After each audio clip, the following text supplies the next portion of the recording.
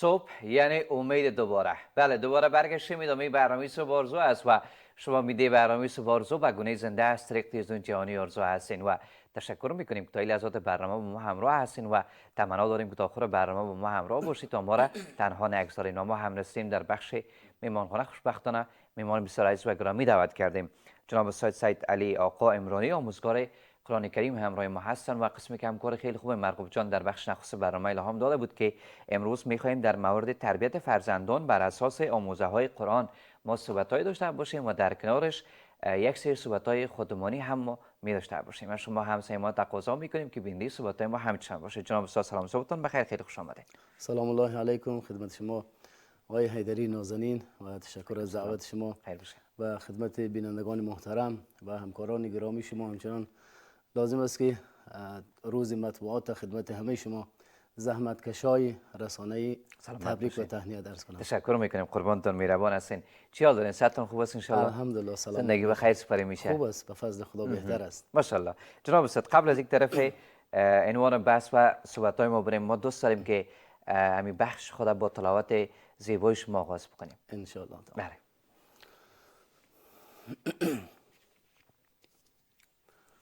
أعوذ بالله من الشيطان الرجيم.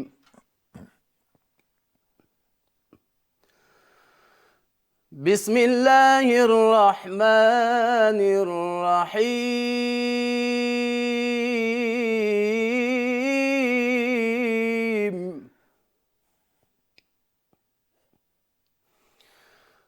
الذين يذكرون الله قياما وقعودا وعلى جنوبهم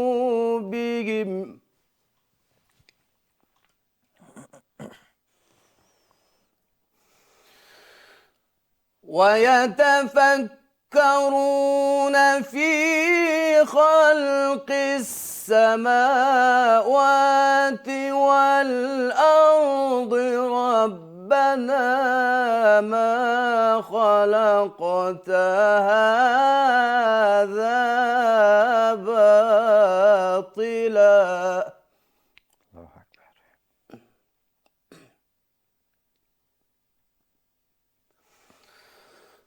ربنا ما خلقت هذا باطلا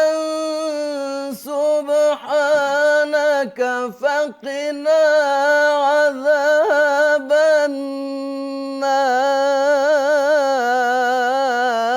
النار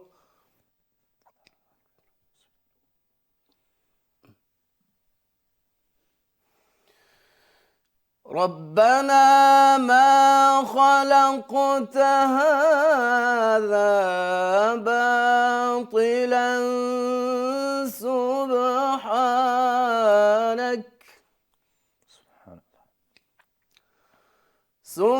سبحانك فقنا عذاب النار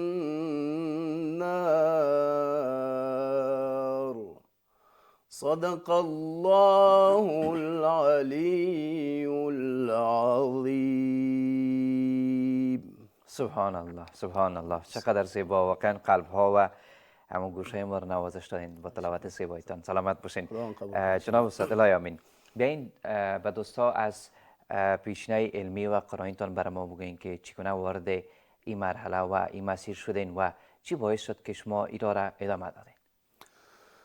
خدمت شما حسیب جان نازنین و بینندگان عرض کنم که قبل از اینکه ما در حوزه و زمینه قرآن کریم قدم بگذاریم قطعا یعنی کدام هدفی نداشتیم. دلیلش این بوده که ما کوچک بودیم و در یک خانواده قرآنی و مذهبی و فرهنگی مثل همه ما شما خانواده ما در افغانستان الحمدلله در همین حالت هستن تولد شدیم و با توجه و پشتکار و تلاش خانواده و فامیل ما بالاخره همراه شدیم و دوست شدیم با قرآن کریم و در این زمینه از دورای حفظش گرفته تا دورای هنر آموزش در به حساب کلاس های هنری بله. که اصطلاحاً برش میگن صوت اللحن قرآن کریم، بله. یعنی روش زیباخوانی تلاوت قرآن کریم بله.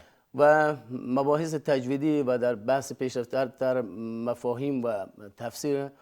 دلیلش در مسئله اول همین اقدام پدر و مادر بوده و بعدا یک سری هدف هایی که الحمدلله ما خود ما رسیدیم و در حال پیگیری هستیم. بیشتر تقریبا از سال 87 ما وارد این عرصه شدیم به شکل یعنی رسمی.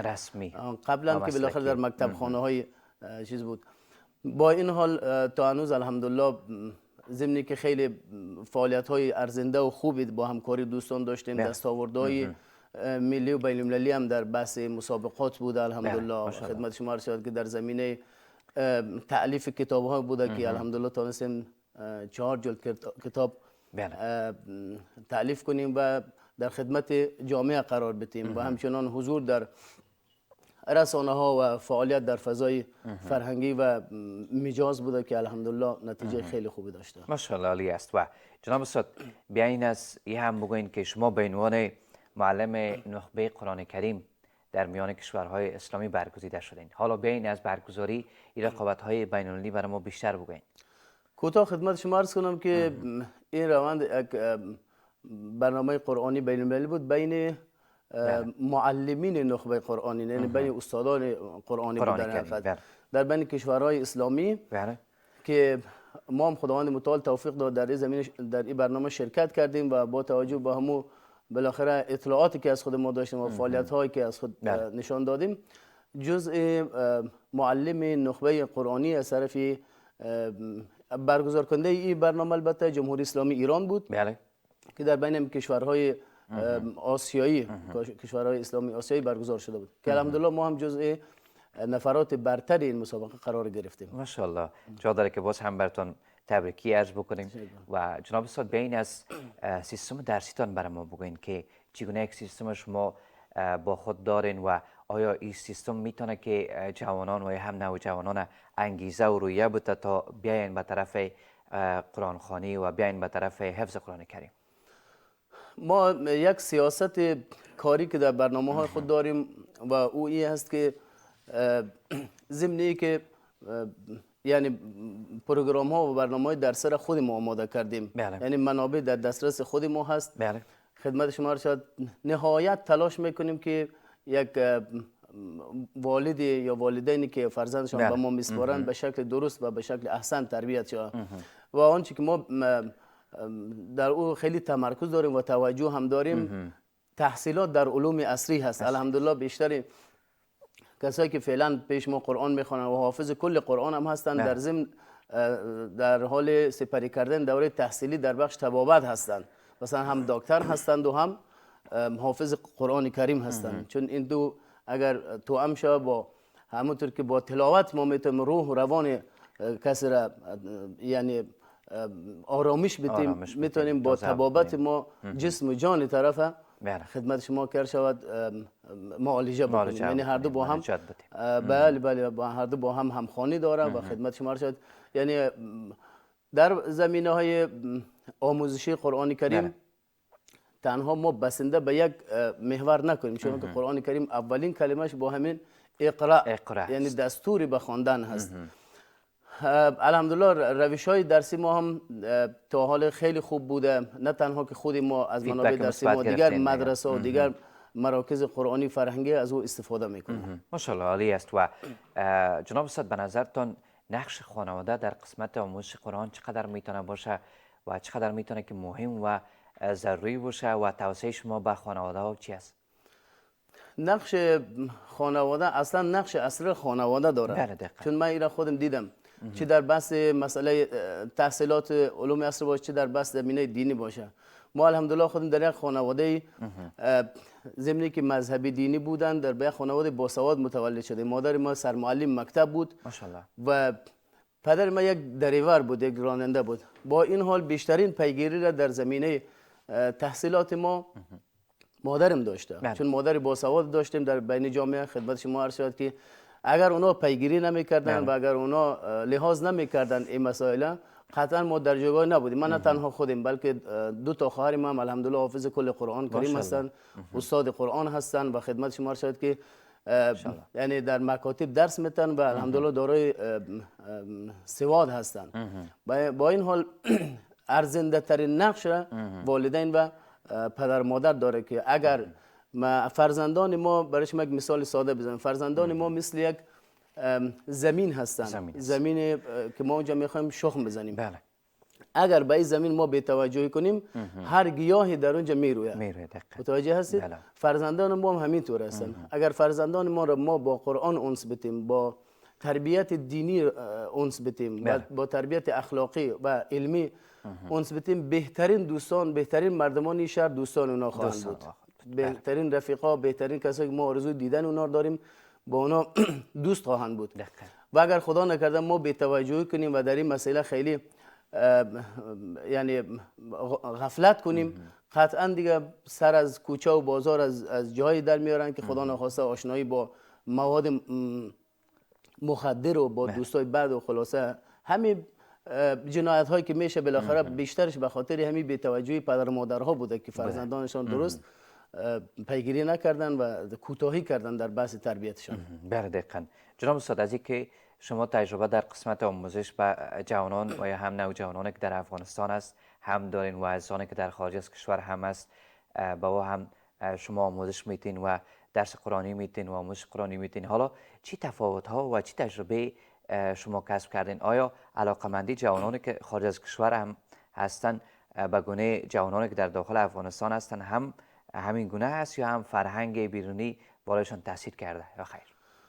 نکته خوب رو اشاره کرده حسیب جان نازنین. یک یعنی ذهنیت برای ما وجود داره که انگار کسی که خارج رفت دیگه این دیگه ترک دین میکنه، خدمت شما ترک فرهنگ میکنه و خلاصه همین کلتور از بین میبره. اینا اینطوری نیست. همون کسی که در خارج با معذرت خراب هست در اینجا قبلا همینطوری بوده، شاید زمینه برایش مساعد نبوده. ما در کشورهای امریکا، استرالیا، کانادا، آلمان، خدمت ژاپن، امارات، خیلی از کشورها، روسیه، اینا تدریس آنلاین دارم. ماشاءالله. یعنی خانواده های متدین و مقدس را من میبینم باور کنم من غبطه میخورم که اینجا که دین ما نگاه میداریم زمینه برای ما فراهم است الحمدلله.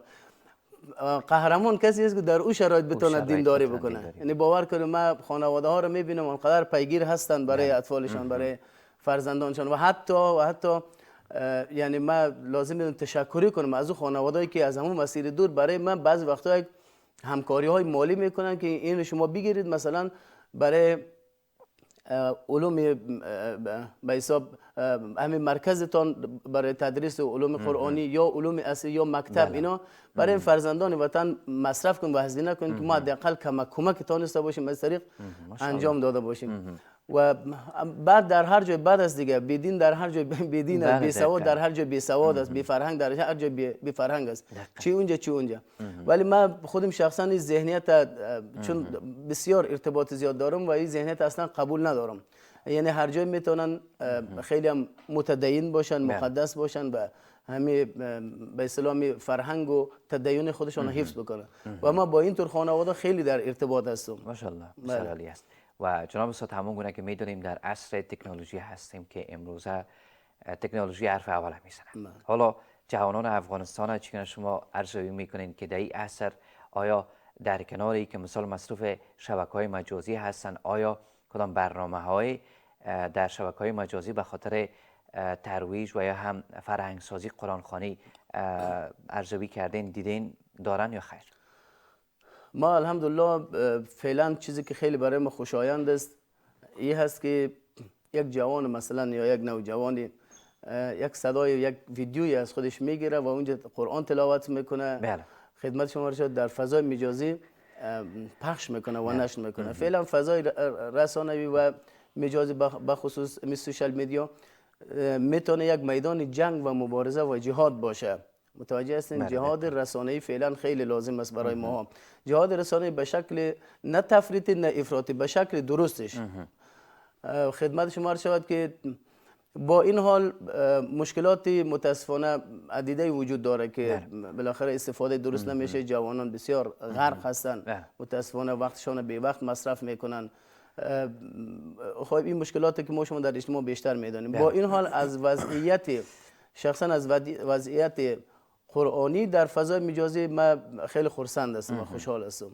ماشاءالله. حتی به معذرت حتی از دیگه مسائل هم بعضیایی که میتونن کار بکنن بالاخره اهل اندیشه هستن، اهل خرد هستن و نوشتن هستن، اونا هم می نویسن بالاخره کسایی دوست دارن بخوانن. اما متاسفانه با این حال فضای مجازی و همه سوشال میدیا در کل نیاز به اصلاحات داره که حالا شاید از توان ما بالا باشه و در حد یک نظردهی دیگه. با این حال نیاز به اصلاحات زیاد داره. بله جناب استاد، در آخر میخواهیم پرسان بکنیم و نظرتان داشته باشیم به ازانی که دوست دارن حافظ قرآن شوند و از کجا باید شروع بکنن، چگونه باید آغاز بکنن؟ خدمت شما شد که حافظ قرآن شدن خیلی کار سخت نیست. بله. در اصلش، ولی حفظ این جایگاه و حفظ این ظرفیت خیلی سخته. متوجه هستین؟ بله. همه چیز بستگی به اقدام دارم. بله. یعنی هر کار ما اقدام بکنیم قطعا توانش داریم و من از خانواده های محترم خواهش میکنم که مباحث قرآنی هیچ، یعنی علم قرآنی هیچ تضاد با علوم اصلی نداره، بلکه متأید علوم اصلی است. در قرآن کریم گفته هل یستوی الذین یعلمون والذین لا یعلمون، معیار برتری دانایی قرار داده. ما در قرآن هر دو سه صفحه که بخونیم در تعقلون و یعقلون و تفکرون و تعلمون و اینا سر میخوریم. تا اینو میدانید، فکر میکنه یا تعقل میکنه. این قرآن کتابی که با این جملات بیشتر زینت داده شده باشه قطعا به آگاهی و دانایی ارزش والایی میده. با این حال خانواده های گرامی و فرزندان عزیز و دوستانی که میخوان در این عرصه قدم بگذارن قطعا اقدام بکنن و ان شاء الله تعالی اگر با ما بودن یا بر دیگه مدارس بودن در دیگه جاها بودن ان شاء الله به موفقیت میرسه. قرآن که هست، نکته آخری که قرآن که هست شاید پول نته نگاه مالی. مثلا ما حالا کارهای شخصی خودم هم داریم، تو نیست که بشینیم مثلا قرآن بگیریم اگه این طرفدارا برای ما کس کمک مالی کنه. نه، ما کار درآمد شخصی خودم دارم، کاروبار شخصی خودم. با این حال قرآن چیزی که میته عزت میته، واقعا احترام میته، شهرت میته، خدمت قدرت و نفوذ اجتماعی میته، به شرطی که از این ظرفیت آدم درست استفاده بتونه. سلامت باشین جناب استاد، خیلی خوش آمدین. در آخر صحبت هم پیام باشه بفرمایید. خداوند شما رو داشته باشد. تشکر از دعوت شما و خسته نباشید خدمت همکاران شما. و ما در آخر از همه وطنداران عزیزم خواهش میکنم که چه در داخل چه در خارج از کشور قرآن کریم ما را به وحدت و همگرایی و خدمت همدیگر پذیری توصیه میکنه. از نفاق، شقاق و به اتحادی به اتفاقی دوری کنید که همان گذشتگان ما را، اونایی که نابود شدن، همین به اتحادی و به اتفاقی از بین بردن. قوم و قوم پرستی، مذهب و مذهب گرایی و منطقه و منطقه گرایی، اینا اصلا کاری خوبی نیست. قرآن کریم میفرماد ان اکرمکم عند الله اتقاکم، بهترین شما نزد پروردگار عالم کسی هست که متقی و با تقوا باشد، رعایت حق الله کنید، رعایت حق الناس بکنید. خدمت شما بهترین هستید. از هر قوم و مذهب و از هر منطقه که هستید شما بهترین هستید نزد پروردگار. سلامت باشین. حضورتون در برنامه خوش است و مبارک باشه استاد عزیز. تشکر از شما. بخیر باشه.